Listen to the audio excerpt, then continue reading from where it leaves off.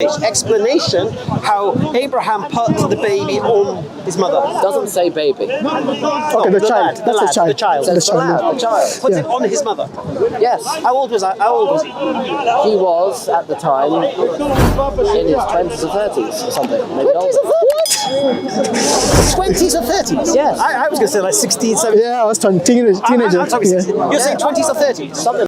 Bismillah ar-Rahman ar-Rahim. يا أيها الإنسان إنك كادح إلى ربك كدحا فملاقيه.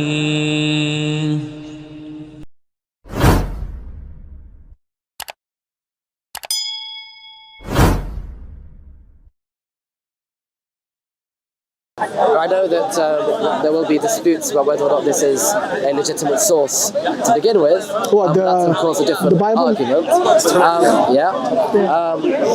whether or not this has been tampered with or not, that's a different argument. But assuming that this has not been tampered with and that this is fine, which is what of course I would affirm, you can see that prior to Ishmael's birth, God promises Abraham a son, and Abraham then goes and marries Hagar, with Sarah is the one who says he should do that, and they have Ishmael. Now, at that point, the text does not tell us that this is the son that God has promised. In fact, just after that, God says the son's coming, which tells us that he hadn't yet been born. So the son that was actually promised was not the son of Hagar, the slave woman from Egypt. It was rather going to be from Sarah herself. No. When you say the son was promised, so that conversation was taking place with Sarah, not with Abraham. No. With Abraham. With Abraham. So there's two different conversations. So if we go first. Yeah, because the first prayer that Abraham prayed to God was to grant him a son, isn't it? So there was such a prayer, and that had been fulfilled. That prayer had been fulfilled in Ishmael being born as the first child of Abraham. I think, if I remember correctly from the Bible source, Ishmael was something like 14 years old when Isaac was born. Is that right? Thereabouts. Very likely. So he was already 14 years old in his teens. Yes, and he was already circumcised. That means the covenant was actually first established with Abraham, then his firstborn Ishmael, and then Isaac later on. So anyone who says the covenant is not established with Ishmael is completely and utterly wrong. Yes, you're right about 14. Yes, because it says he was circumcised at 13, and of course a year later is when Isaac was born. Exactly. Yeah. Do you believe that narrative is historical? Yes. Really? Yes. Because if you read the narrative, it's acting like Ishmael's a baby. Oh, you're going to that? Okay, about the sacrifice? We did that last time. No? Yeah. We did that last time. Do you remember? Okay, let's rephrase what you just said. Yeah, we established I was right last time. No, we didn't establish you were right last time. Was he a baby or was he an adult? I gave an explanation which you didn't accept. Okay, so what was your explanation how Abraham put the baby on his mother? Doesn't say baby. Okay, the child. That's the child. The child. Says the child. Puts it on his mother. Yes. How old was he? He was at the time in his 20s or 30s or something. Maybe 20s or 30s? 20s or 30s? Yes. I was going to say like 16, 17. Yeah, I was talking teenager. I'm talking, you're saying 20s or 30s? Something like that. So Abraham put his 30-year-old son on his mother. Why? On a shoulder. On a shoulder. The Jewish explanation of this is that he was very sick at the time. Ishmael was very sick. So his mother carried him? Yes. And why was he very sick according to what? Does it say that he was sick? He was sick. This is once again the old tradition. Right, so this old tradition, this is getting dodgy, this. Alright, so I'm going to ask you a question. How old was his mother? That doesn't say. I would presume significantly older than Ishmael. Yeah, she would have been significantly older than and she was carrying a grown man, 30-year-old. 30-year-old. Now, first of all, so let's pretend for a second that it would be unreasonable to say that she is carrying him, which I don't think it's that unreasonable to say. But even if It's a baby. The narrative is a baby. it doesn't say baby. It doesn't have to. The narrative says it. No, the narrative does not say baby. The narrative says, put her on the shoulder, the baby cried, put her under the bush, hold the baby up. What are you talking about? Hold the lad up. Does a 20-year-old, even if he's sick, does he cry? Does he cry under a bush? Well, this one, yes. And she puts him under a bush. I mean, cry like a baby. Cries like a Obviously, baby. Yeah. 20-year-old. And then when she's told to hold him up. 20-year-old. Well, Josh, to he be said fair, 30. He said 30. Let me at least demolish your 30-year-old argument, if you don't mind. Even your 20-year-old argument. Yeah. How old was Abraham when Ishmael was born? Ishmael was born 86. faster than I am. 86? Yeah. How old was he when Isaac was born? 19, no, Plus 14. 99. 100. So how old is Ishmael? 14. 14, yes. Right. And when was he kicked out? After the baby finished weaning? How long did you wean the baby for?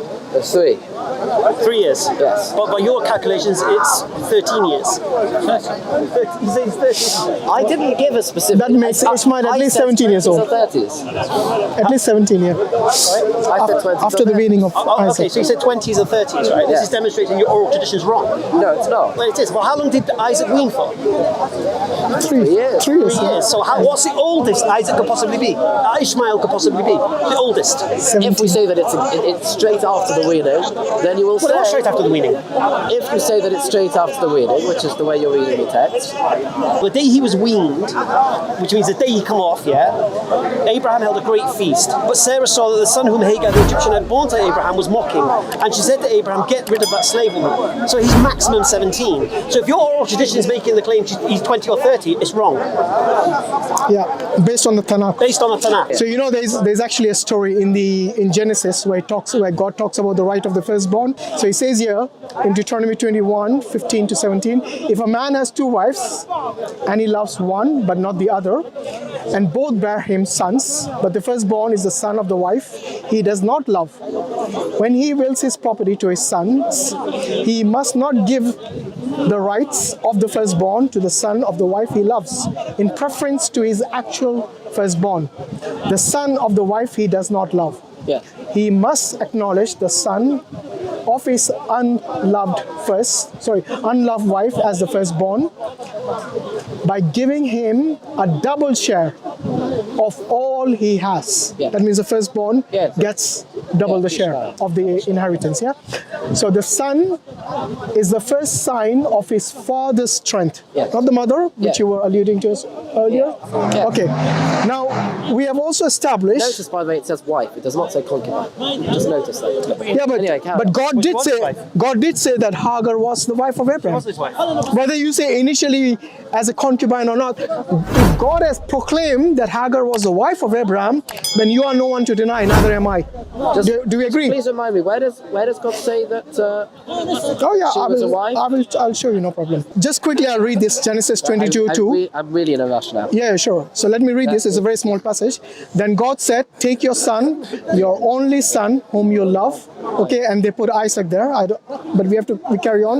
And go to the region of Moriah, sacrifice him there as a burnt offering on a mountain I will show you. So when he says, take your son, your only son. Yes? The one you love, Isaac.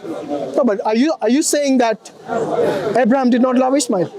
He loved both. Exactly. That's why he carries on going. The question is, who was the only son? At what point was Abraham having the only son? I'll tell you what. Can I just correct you on something else you said as well?